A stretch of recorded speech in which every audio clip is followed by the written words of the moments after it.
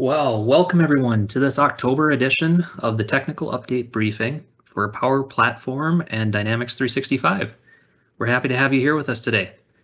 This session is hosted by a group of customer engineers from Microsoft that focus on Power Platform and the Dynamics 365 business applications. As we get things started, I'll drop a few links in the chat for you. One of the links will be to our blog, where the slide deck is available to download. A recording of this session will also be available on the blog in a few days. In addition to our blogs, you can also find us on Twitter at PFE Dynamics. In the chat, I'll also provide a link to a quick 3-question survey, and we would encourage you to fill that out so we can better understand our audience and let you know, give you a chance to let us know how we're doing.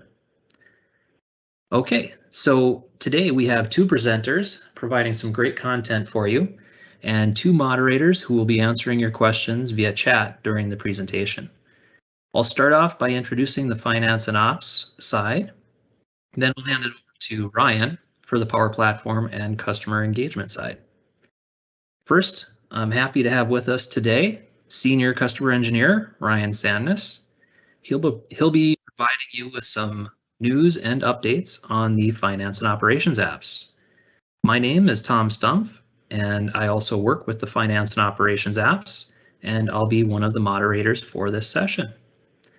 That's all I have, so over to you, Ryan. All right, thanks, Tom.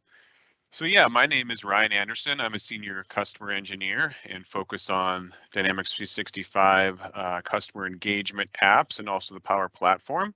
And I'll be one of the moderators today as well, answering questions on the chat. We also have Gilles Boevi with us today, and he'll be presenting the content around Power Platform and Dynamics 365 customer engagement.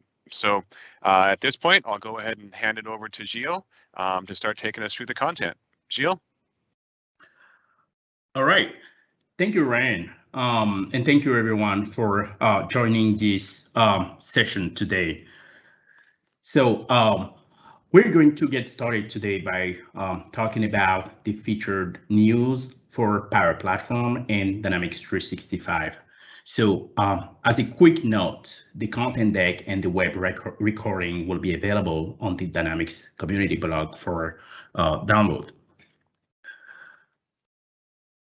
All right, let's get right to it then. We're gonna get started here talking about the upcoming digital events, Microsoft Ignite, right? So the Microsoft Ignite is for technology leaders, IT pros, decision makers, developers, data professionals to explore the latest tools, receive technical trainings, and get questions answered by Microsoft experts. This year, the Microsoft Ignite is from November 2nd to the 4th. So my advice here to maximize your Microsoft Ignite experience is to attend sessions of interest by having a personalized agenda, right? So to do so, really, what I've actually done myself is to go ahead, registered, and then set my schedule by browsing the session catalog to explore all the available topics. Then you can click on signing to add, to schedule so that you can build your schedule that is unique for you and for your interest. You can also use the session scheduler as soon as you registered to build your schedule. That will be the best way for you to maximize your experience throughout these digital events, because they will have a lot of great and awesome content, and you will be able also to manage all the conflicts through the session scheduler.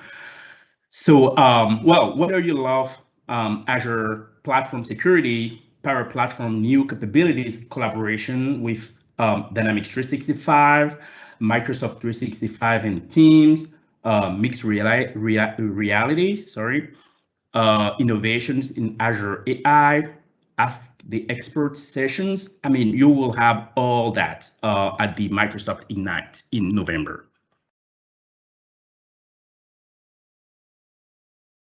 All right, so here I'm just we are just suggesting some of the sessions that are coming around Power Platform and Dynamics 365 apps at Ignite. So there is the keynotes with focus on business applications, new features and capabilities in 2021, release wave 2, where you will hear from Microsoft technology leaders along with the top engineers. You can also be the center of the conversation by attending the Power Platform best practice. I will recommend that, where you can learn tips from the Power Platform community. You can come prepared with questions for chat in interactive, to have an interactive discussions here. There is another one, which is the breakout session on Azure Synapse, which is fairly new in some of the aspect of these Azure Synapse still are in preview, but they will come GA very soon. So that's the opportunity to learn how to manage, run analytics on data with Azure Synapse applied to Dataverse for insights and enable better decision making in the process, right? Personally, I'm ramping up on Azure Synapse myself, so I registered to attend the Azure Synapse sessions, as well as the Ask the Expert session that is attached to that same topic. The last one here that I'm suggesting is for the sales organizations. They unlock your next best opportunity with digital selling is a good stop to learn how to leverage AI and intelligence to activate your digital selling, convert leads, and manage opportunities that need to be won.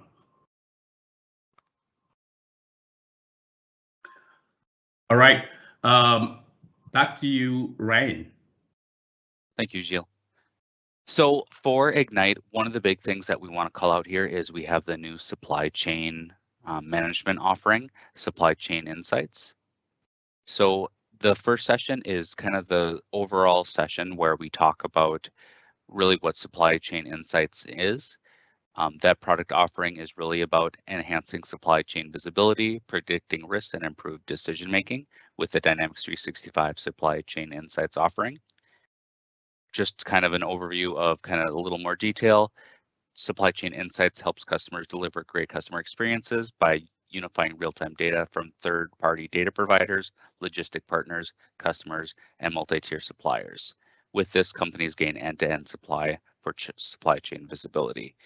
So there's a lot to unfold just kind of in that whole offering itself. So this is kind of the main session where you'll hear more about what all is involved in that. The rest of the sessions I'll kind of cover quickly here, but these are all actually feedback sessions where you'll be discussing with a number of individuals kind of what your challenges are and kind of any questions you may have on what the different components all entail. So for the first feedback session, my second bullet point here, we're kind of talking about the Supply Chain Insights feature and collecting feedback from individuals on the challenges businesses are facing today and what they're doing to mitigate supply chain disruptions. The third bullet point here, the supply chain management enhancements, we'll be having a discussion session talking about the capability to integrate with external manufacturing execution systems. The second to last item is kind of an all-up general discussion about proactive risk mitigation in creating a resilient supply chain. And then lastly, the last session is specifically discussion around how to create a new engineering product, including the bill of materials and routes, and how to handle changes to the product in Microsoft Dynamics 365 supply chain management. All right, back to you, Gilles. Thank you, Ryan. So now that we have covered the featured news about the upcoming events, now we're going to switch to some of the news around Power Platform and Dynamics 365 customer engagement apps. So the first topic that I want to discuss here is the Dynamics 365 and Microsoft Teams. So strong team collaboration and communication is essential in, sales organizations, and Dynamics 365 and Microsoft Teams works together here to just achieve that. right? So we are bringing in 4 essential capabilities to extend collaborations across teams in a seamless and structured way, to provide actionable next steps using AI, driven insights. So these 4 capabilities are features to enhance the collaboration. So in this area, use Teams chat or channel through the embedded Teams experience for Dynamics 365 to invite people, view and contribute to Dynamics records without even leaving Dynamics 365 app. The second thing is capability will be the accelerate productivity. So with embedded Teams, not only you will have the chat, but also our embedded Teams call, audio, and video online meetings experience for Dynamics 365. Sellers can connect and participate to conversations in the organization from one space. The third one that I want to capability that's value that will be here is we want to enhance engagement, where we want to bring related conversations together with real-time contextual and suggested chats, and capture customer sentiment to stay in tune with their needs. And the last one will be the integrated experiences, where you can increase audience engagement during and after events across multiple channels with engaging content and recommendations. The link here will take you that are provided here on the deck will take you to customer stories on how Dynamics 365 and team empower their employees to enhance collaboration. So I would recommend you to take a look to some of the customer stories because there are really great ones that you can get inspired of.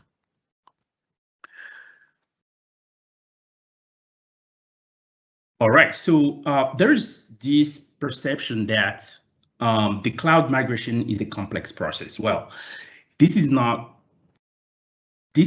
actually when it's well planned and thought through, right? That said, experience has shown that it could be time consuming due to customizations.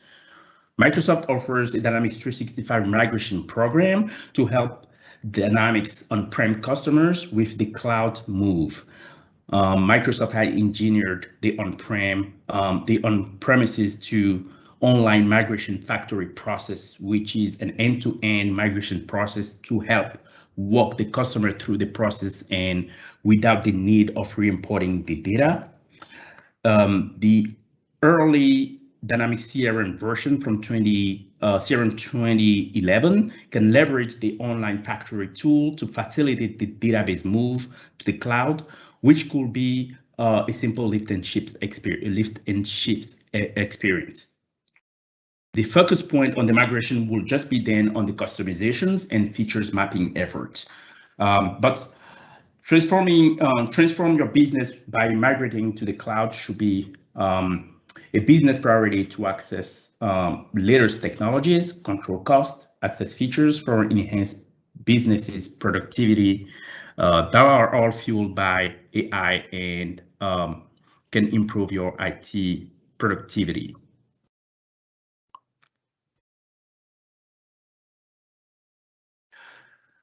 All right, so at this point, let's us focus a little bit on the deprecations that are happening. So in the cloud, as we have new capabilities that we release over to the organization, to the environment with our release waves, but also we deprecate some of the outdated features and capabilities. So first, just a reminder here, deprecated means we intend to remove the feature or capability from a feature major release of Dynamics 365. Now, the feature or capability will continue to work and it's fully supported only until it is officially removed.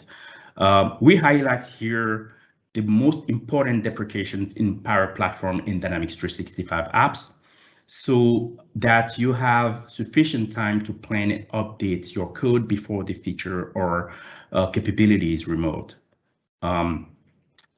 We also provide here 2 links, right? If you see on the right side of the screen, so there is a link for Power Platform and Dynamics 365 deprecations, and also there's a link for Power Apps portal deprecations. On this deck, we will essentially be covering the Power Platform and Dynamics 365 deprecations, but feel free to check out the details for portal deprecation from the link if it is of interest for you. So in the first block here, we gathered deprecations for October 2021 with no support with the 2021 release wave 2, since they will be removed when the 2021 release wave 2 land in your environments, right? So the first one is the low density headers and forms footers in model-driven apps won't be supported with the 2021 release wave 2. The recommendation here for the low density headers will be to update any of your forms from a low density format to a high density with flyout mode using the modern form designer. The recommendation here for the form footers will be to move fields or controls added to a form footer to either the header or a section on the form. The reason we do this is to ensure that we provide a modern experience that improves usability, supports accessibility requirements, and improves discoverability for highly used fields and controls on the page. Now, with the upcoming 2021 release wave 2, the hover tooltips on column labels for full description on model-driven apps form will be removed. We will be introducing a new fully accessible feature in April 2022. The business recommended icon on model forms will be removed as well. We will be introducing for that features as well a new fully accessible feature in April 2022. Task flows are deprecated. It's been a while already, and they will be removed as well. They are already replaced by the immersive experience for business process flows to add text. Now, the second block is about the February 2022 deprecations. We are highlighting them because they are important as well. So the support for Microsoft 365 groups and Yammer in Dynamics 365 is deprecated. We recommend that customers transition to Microsoft Teams or for more advanced collaboration features. Now, the third and final block is going to be the April 2022 deprecations. So the WS Trust Organization Service Proxy Authentication type will be deprecated and shut down in April 2022. So we're doing this to provide better identity security, authentication support, cross-platform support, and to enable feature improvements in our overall platform supported the product suite. You can see the recommendations and for remediations in the important change link that is provided for Power Platform and Dynamics 365. Now, the last deprecation here that I wanted to mention is the client API. So some client APIs, client global context.js.aspx, are deprecated, will be deprecated in April 2022. So alternative methods to access global context information will be available in December 2021. All right, so that will be all for the customer engagement apps and Power Platform side. Now I will move to the finance and operations apps. So back to you, Ryan. Thanks, Gilles. So the first thing that we wanted to talk about here is an important one to keep track of. So in feature management is what kind of allowed the life cycle of features to be enabled for preview, for released and generally available features you can turn on, and also mandatory features, in which case features have to be turned on and you don't have an option to turn them off. A new concept was introduced in the 10.0.21 release, which kind of formalizes those feature states in a new column in feature management, but also introduces this concept of on by default. So kind of the idea behind on by default is that these features are now going to be not quite mandatory yet because you can still turn them off, but they are in a state where if you do nothing, you will have new functionality and new behaviors introduced to your system. So this means that users do need to pay attention to this and do need to review the list of features that are now on by default and see if there's any that could interfere with their business processes. And there will be things that will potentially modify the user interface and just be different. So users absolutely do have to spend a little bit of time in looking at these new on by default features to make sure that they're not caught by surprise in any manner. So we have a link to more information below, and we're also going to be spending some time today talking about some of these new on by default features that are in the system.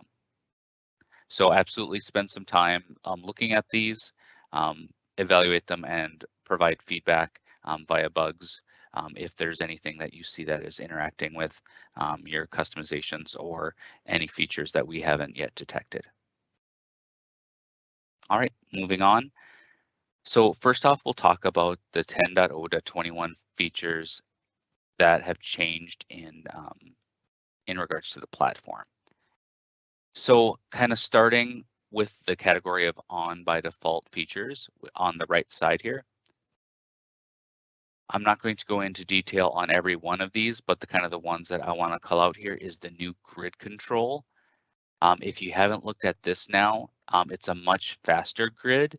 It also has a little bit different behavior.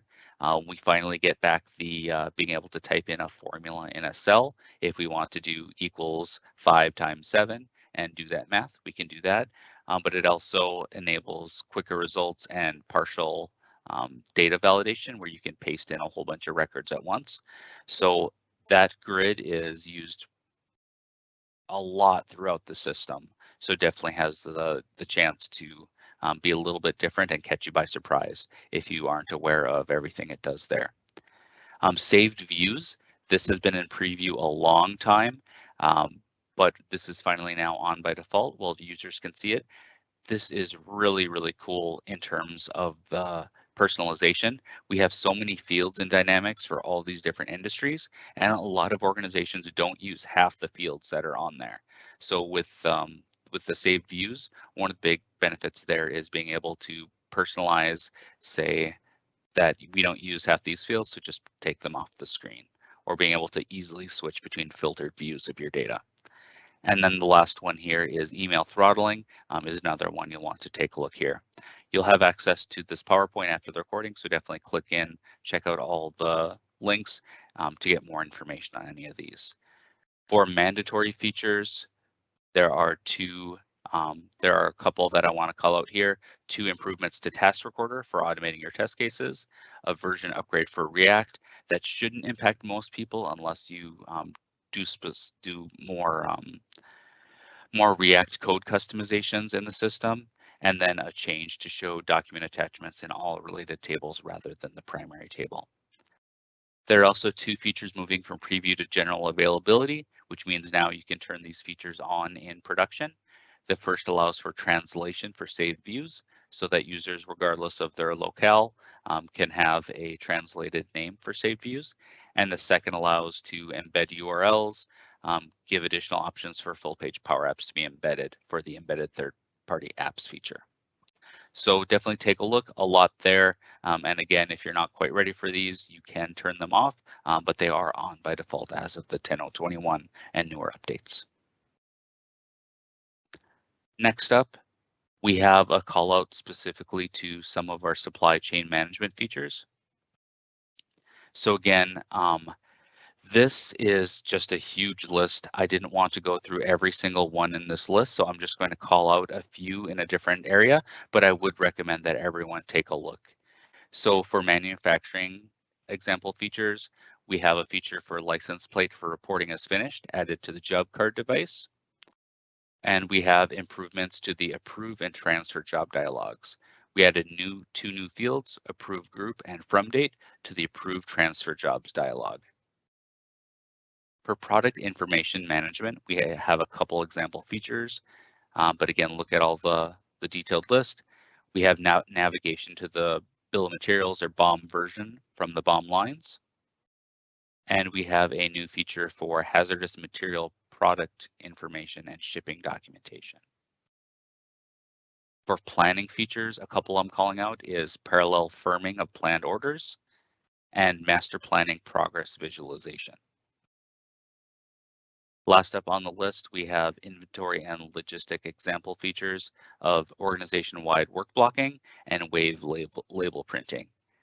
Again, there's like 4 to 12 in each of these lists, so please go ahead and take a look and familiarize yourself with these. Take a look in feature management, and you can, for now, disable anything that you're not quite ready for. And with that, I will hand it back to you, Gilles. Thank you, Ryan. All right, so let's talk about some of the product updates now. First thing is, you must already be aware of that, but these are three main, there are three main sources of information to understand our release updates for Dynamics 365 Power Platform in industry clouds. So if we apply this deck to the current 2021 release wave 2 deployment, you will see that the release plan link that is provided here on top of the list, it will provide you with an early visibility to the updates planned from October 2021 to March 2022 for the release wave, for the 2021 release wave 2. Now, the general availability deployment and release schedule links will provide the schedule for 2021 wave 2 general availability deployment per region, right? So after the release wave is general available, all environments will automatically receive the mandatory update, the by default enabled updates, which will enable the general available features of the release. There are features that are enabled by, automatically for users, and other features will need to be enabled by administrators. There are also features still in preview in the Wave 2 that will be available for productions during this October 2021 to March 2022 timeframes.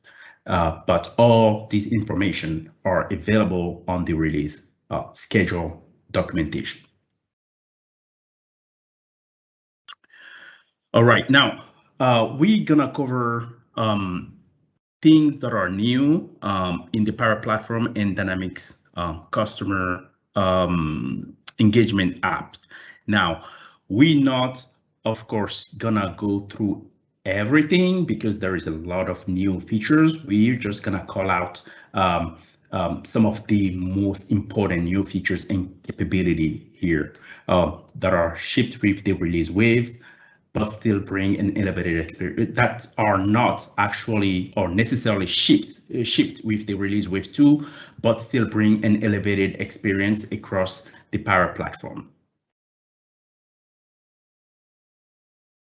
First one here is when it comes to managing updates for Dynamics 365 customer apps, there is a public preview of maintenance window management now. This is an admin feature to give flexibility in scheduling application and database updates. Platform updates will continue to execute based on region-specific times. You can manage now your maintenance window in Power Platform Admin Center. Now, note that the feature is only available for production environments, and it might take up to 48 hours for the maintenance window settings to take effect when scheduled. Now, for more information on the type of activity and scope of this feature and how to utilize it, please refer to the link provided here.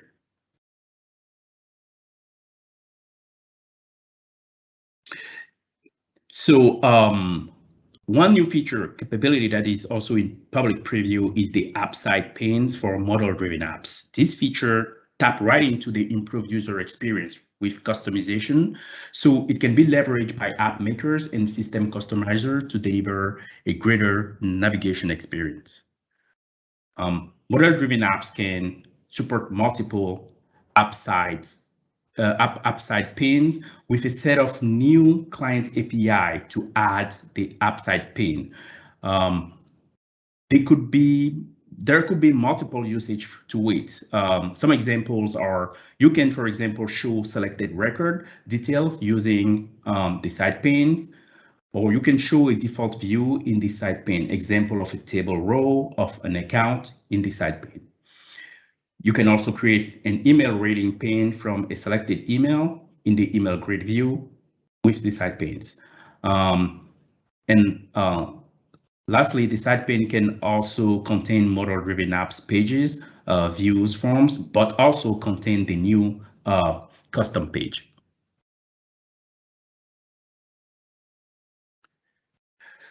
So one other feature for the app makers and system customizer will be the Solution Explorer, where we have given to that feature a new look.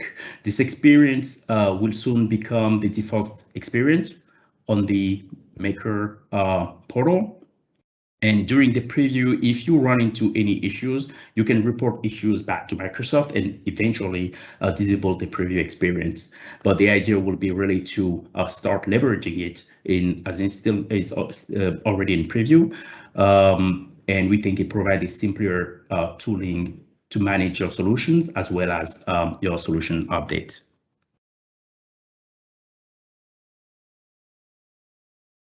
All right, we do have new preview features for the Power Apps portal. So we're gonna just cover a few of them here, but feel free to click on the link provided here to check on the full list of the preview features and features for the Power Apps portal.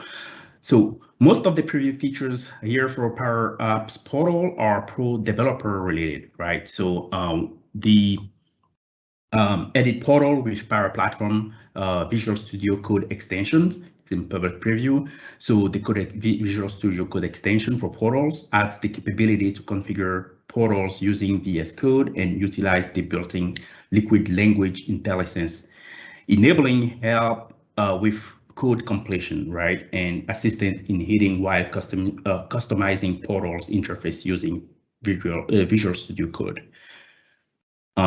The features provide the following capability during this preview, right? We have the Power Apps CLI support from VS Code terminal.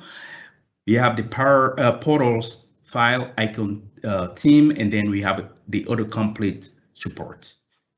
Now, for the Power Virtual Agent integration using chatbots, this feature will provide the capability during the capabilities that we provide during this public preview will be add bot from Dataverse environment, add bot to all pages, and add bot to specific pages. Another public preview that will land in is the portal's web API enhancement. So enhance portals web API by adding support for Microsoft Dataverse custom actions and portal access permission configurations. There are many more features here that I wouldn't cover, but feel free to check on all the other features that towards the portal in the feature preview link that we provided here. All right, so let's talk more about the Power Automate, right? We do have a couple of new features to the Power Automate. So the first one that I want to introduce here is the machine runtime.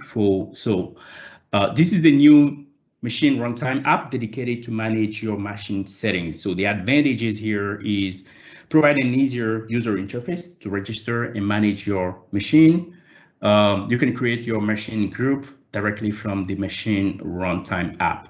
This is an independent app that refines role between the Power Automate desktop app and the machine runtime app.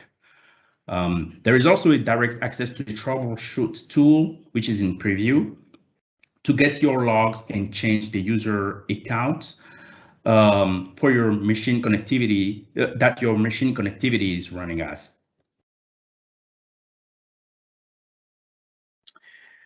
Second feature of Power Automate will be the co-presence, right? So we are announcing the co-presence in Power Automate in our journey to make Power Automate the best at providing collaborative maker experiences. So through our sharing feature, users can collaborate and share flows with other users in their organizations for co-developing workflows together. Each user can know in near real time which other users are currently editing the flow. A user can choose to refresh the flow directly or save a copy of the flow to not lose the changes. And there is also a built-in conflict resolution function here.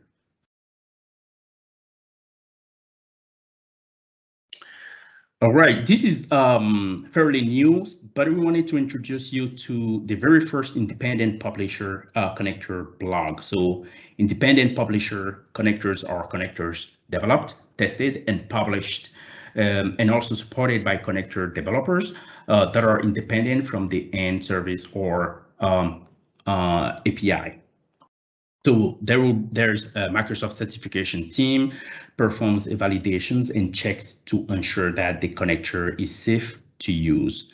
We have at this point 15 new independent publisher connectors that were published in July and August. So take the time to read about the connectors and use them to your advantages. There are a couple of them that are really exciting, but I will let you go to the link to learn more details about that. I'm gonna quickly cover some of the Power BI also new features here. So the first one is the automatic installations of the Power BI app for Microsoft Teams. So many organizations use modern collaboration in Microsoft Teams to enable faster decision making in action here. So this feature, the automatic installation will start to take effect in November 2021 for organizations with the setting enabled. So I would recommend you to go and take a look at that new feature for Power BI as well. And the last one that I want to cover here is the preview for the insight in Power BI. So insight is a key part to drive adoption, right? The insight features help users easily find and explore insights such as the trends, KPI analysis in their data as they interact and consume the report. So you can use the preview at this point, and we hope that you can share your feedback to drive some, better features quality to the product.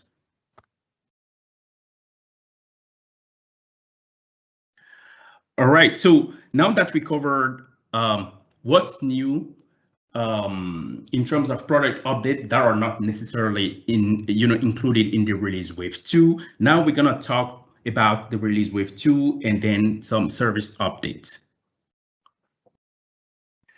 So the Power Platform and Dynamics 365 Release Wave 2 regional deployment has started on October 1st, 2021. So some regions have already gotten the Release Wave 2 and will start rolling out to North America environment from this weekend. So you can see the release schedule reference link for details about your region. General available features of the release will be visible to the end users, and some are meant to be enabled by administrators, as that I mentioned previously. Now, features not ready yet for GA with modified release date will be documented on the change history link provided.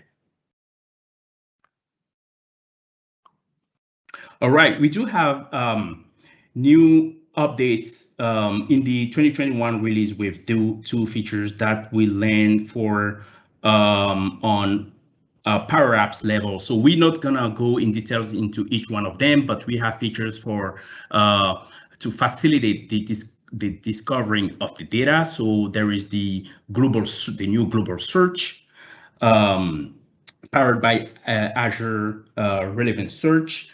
That will move, and this field will move to a central place in the header, right? So that's something that the end user will be visible to the end users as soon as the 2021 release wave 2 land. The customizable quick action also will show up. So this is the results. This is the setting that will be shown in the result set of your search that will help you act on your information with ease. The new advanced lookup will come with an enhanced filtering and UI improvement to help you explore and find your data more easily. There is also the Power Apps Grid, which is a new read-only grid control that follows actually the Microsoft accessibility standard. So this is the grid that is faster and that will come easier to use. So one note here is that the jump bar in the Power Apps grid is disabled by default. You can still re-enable it back at the entity level in the control properties. All right, and we do also have some features about the usability that are actually following the Microsoft accessibility's requirements. Sharing record is much easier now and come with a kind of a simpler usability experience. You can leverage now the bulk edits to kind of edit multiple rows quicker. And we have already mentioned about the app level panes that will provide you with a lot of flexibility in terms of how you show data on the side pane.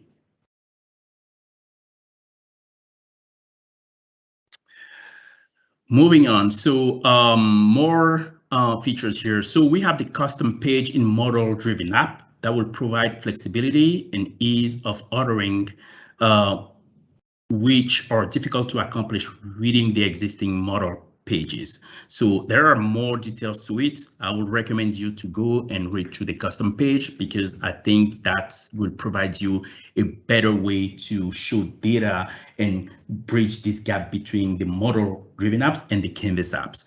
The app designer will help you create forms, grid in your model-driven app with an easier experience. And of course, as you might already know the new browsers, are the one that are Chromium based, are the one that are supported. So we recommend you to check out the Microsoft Edge if you are running a legacy browser. Since the legacy custom app is now removed, so end users do not get confused when selecting their model-driven apps.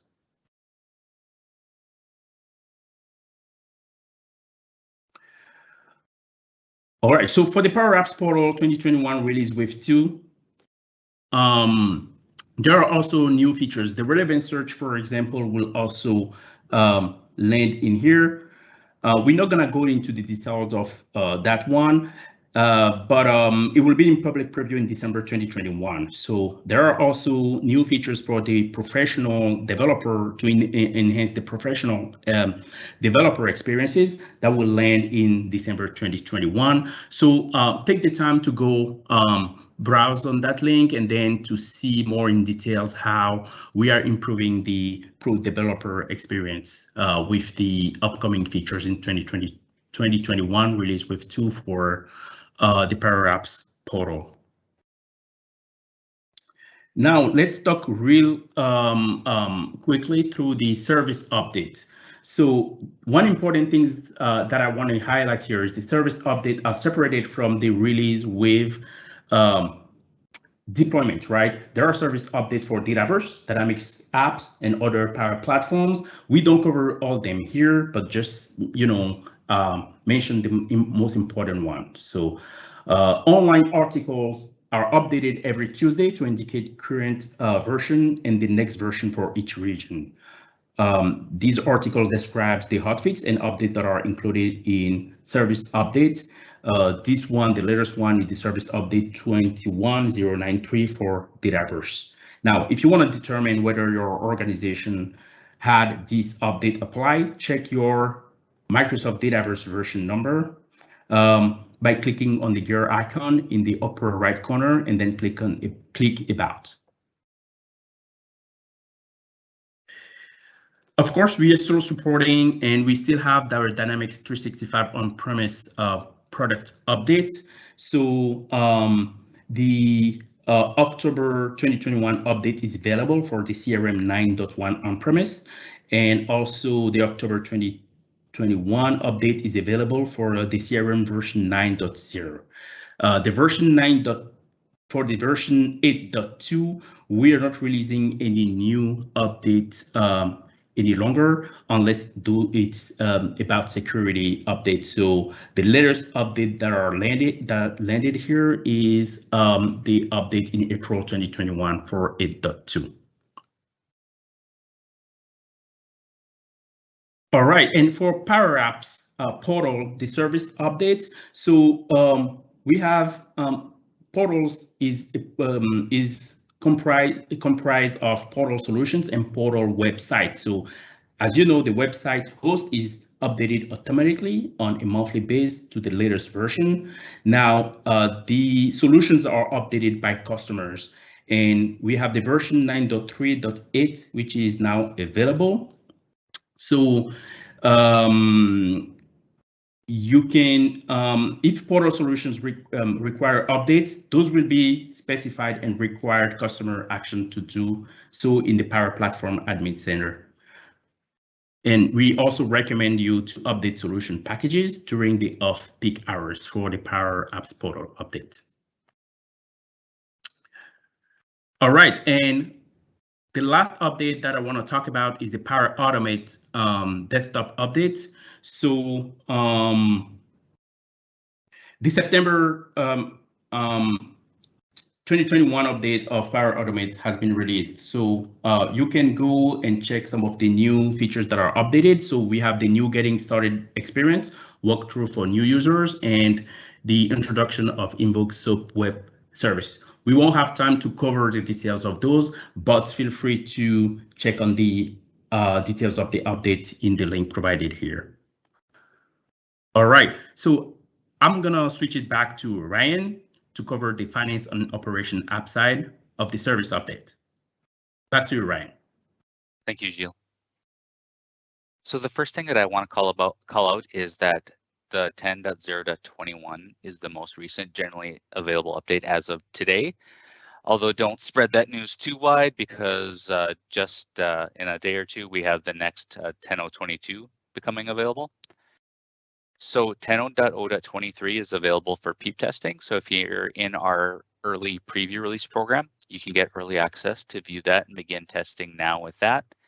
Friendly reminder that you can always be up to 3 versions behind, but that the auto update will always use the newest GA version as of the time that the update performs. We have a couple links here, but otherwise, yep, I think everyone's pretty familiar with this.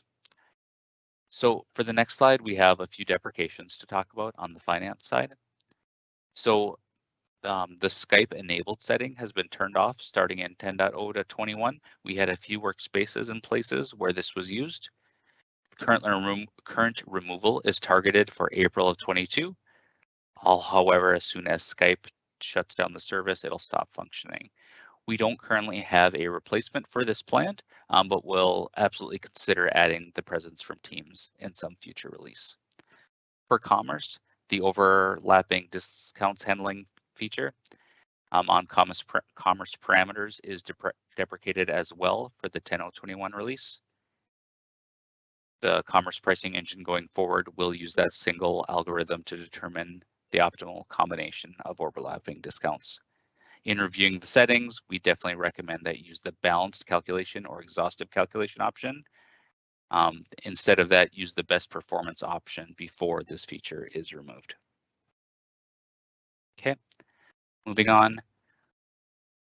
One of the big changes in terms of environments is this enable auto update for all sandbox environments. In your LCS environment, you have your your canary sandbox that you've chosen to opt into that gets the update before production that you can do your testing on. This environment was updated ahead of production, but otherwise all other sandbox that you had in your LCS environment were not manually updated. So that means that users had to go and manually perform the update on their own time. So the big change here is that going forward, all sandboxes other than that the one you specifically select will be updated at the time that production is updated. So that way we'll make sure that all of your environments are kept up to date on your current production state environment. The feature says it is public preview October. We're starting with a subset of customers on October 15th that are going to apply this to, and we'll have more customers every month going forward. So keep an eye out for LCS notifications if you're going to be opted into this program. But by January of 22, all customers will be caught up in and enrolled in this program.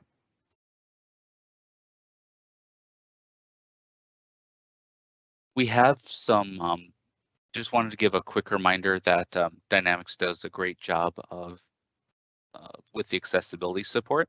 A large amount of effort does go into performing accessibility reviews and ensuring that our product meets standards like the Web Content Accessibility Guidelines.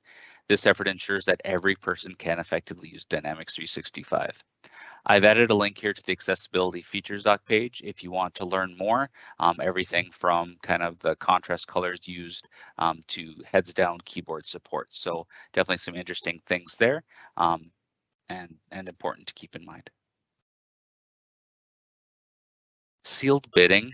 Sealed bidding is a pretty cool feature. If you haven't taken a look at the vendor portal, this is a subset of functionality there.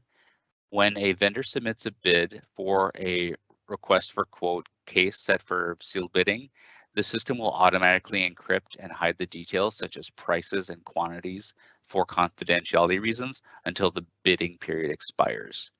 At the end of that bidding period, the purchasing agent can then open and evaluate the bids all at once. This is a very common scenario in the public sector where an organization wants to ensure that all bids on an RFQ are not seen and can be evaluated together at once. Next up, I'm going to switch up and talk about a few features that are not GA yet. The first one is invoice automation. Auto apply prepayments to vendor invoices. So this feature will save effort for the accounting staff and enable the system to take care of prepayments automatically as part of the vendor invoice automation feature. So when you turn on vendor invoice automation, if you have prepayments, you can toggle these settings and parameters, and the system will automatically do the prepayment as part of the importing and setting up in the system. Next up, we have this concept of processing vendor invoices during the import process. So taking a step back and talking about the overall process. Creating vendor invoices can involve multiple steps, including prepayments, completing the invoice matching process, validating invoices, and then submitting them to workflow processing. Typically, those steps are completed manually before the invoices are posted. Prior to implementing this new feature, importing vendor invoices resulted in a pending vendor invoice. Routine invoice processing steps such as three-way matching were completed in the background. This feature specifically lets the system process vendor invoices automatically when the invoices are imported, eliminating the need for additional background processing and freeing up AP staff to focus on their efforts on exceptions. So this feature is GA in February of 22. Gilles, go ahead and do Learning Corner. Thank you. Yeah, thank you, Ryan. So let's talk about few things that we see very interesting for as learning materials and purposes. So here you can still watch the latest events on Microsoft Events on Demand, where you are giving the option to check the content of our past event of Microsoft Build, Ignite, and BizApps. They will be all available. All the contents are available on demand on the links provided on the deck. So you cannot actually really miss out on events and learning opportunity created to help you expand your expertise and learn new skills.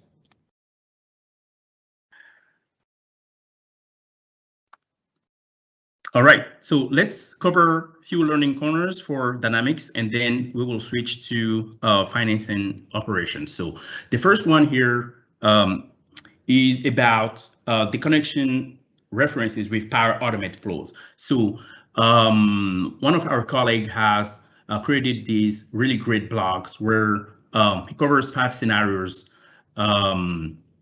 that will involve developers, put them in a scenario working in the same environment, and cover the way they can actually remedy to some of the challenges that can occur. So I recommend you to check that blog because it has a very great content. We are also highlighting here some case studies because by checking real life experience from other customers, it helps you get inspired as well, and to give you some ideas on how you can actually use the Power Platform to solution some of your some of your challenges, right? So go ahead, check on the articles that we highlight here to take advantage of some of the experts in the area recommendations. So there was one great question that came. I mean, easy one, but sometimes we not sure how to answer that. But the question was about how have you wondered if your organizations have Power Apps portals? So simple answer is there are 2 ways to do that. You can leverage the Power Platform Admin Center, click on portals, and then you will see that, or you can also use the Power Platform COE toolkit to identify the same. So we're gonna switch to the finance and operations. So Ryan, back to you. Thank you, Gilles. So a couple things to call out. If you want to go on to the next slide, we have a couple posts that we wanted to highlight today. The first one, Jason Larson did a really cool blog article on load testing OData endpoints with Python. If you want to switch to the next slide for me. Anyway, go ahead and take a look. Really cool way of using OData performance testing. Walks through end-to-end how to do it, and kind of just starts with a customer group example, and then uses a Faker library to create customer groups just based on text provided by a third-party system. So really cool. The other one I wanted to talk about is extending user timeouts. I wrote this blog and just kind of call out the default timeout is 30 minutes. Definitely take a look and see if increasing this to the max of 60 here makes sense for your organization. And there's a preview feature coming where you can go ahead and set this up on a per user basis as well. Next up, there are a huge number of upcoming fast track tech talks for finance and operation apps. Everything from invoicing, electronic invoicing, more in supply chain management, a great HR series that's starting up, and then kind of the hybrid topology things for supply chain management. So take a look at the link there to get registered for these upcoming events. And then in addition to the ones coming up, it's been a busy month in terms of sessions that have already been delivered and released. On our next slide here, we have sessions that have happened in the last month. So everything from several on tax to several on supply chain management. So absolutely go back, take a look at these at your leisure whenever you get a chance, but lots of great content there to learn all about this great new upcoming functionality. All right, we'll go ahead and close it out. Closer, do you want to go ahead and wrap us up? Yeah, thanks, Ryan. So just a few quick reminders. There's a couple of links in the chat that will get you over to the blogs that provide more information on all this content, and you can download the slide decks there. You can always catch us on Twitter at PFE Dynamics as well. We also have a link in the chat for the survey. So please give us your feedback on on the content of this of the webcast and the update briefing. We'd love to hear more on what you want to hear as part of this update. So thanks, Gilles. Thanks, Ryan, for presenting. Thanks, Tom, for moderating, and also to our colleague Madan Sampath for putting together some of the slides. Appreciate that. Thanks everyone for joining, and we'll catch you next time.